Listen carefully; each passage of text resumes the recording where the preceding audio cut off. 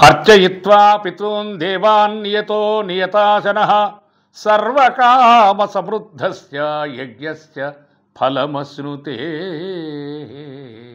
కన్యా రాశిలో సూర్యుడు ప్రవేశించే ఉత్తమోత్తమమైనటువంటి కాలం, దాన్ని మహాలయం, దాన్నే పితృపక్షము అంటారు. పక్షము అనగా 15 రోజులు. కనుక ఈ పితృపక్షములో మనము పితృదేవతలను, కారుణ్య పితృల దేవతలను గూర్చి నిర్వహించేటువంటి యొక్క అత్యద్భుతమైనటువంటి యొక్క కార్యక్రమమే మనం శ్రాద్ధ, తిల, తర్పణ, పిండ ప్రధాన కర్మాదులను నిర్వర్తించి భోజన ఇతర దానాదులను నిర్వహించే కార్యక్రమం పితృ అమావాస్య. కనుక ఈ పితృ అమావాస్య రోజు తప్పనిసరిగా విధిగా అందరూ ఈ పితృ అమావాస్య తిథిని చక్కగా నిర్వర్తించి తమ తమ పితృదేవతలకు ఉత్తమమైనటువంటి యొక్క పుణ్యలోకాలను ప్రసాదించి వారి యొక్క పరిపూర్ణ అనుగ్రహం చేత మీరు ఆరోగ్యవంతులుగా, ఐశ్వర్యవంతులుగా, సంతానవంతులుగా, సుఖవంతులుగా చక్కటి ఆ పితృదేవతల అనుగ్రహాన్ని పొందుదురుగాక.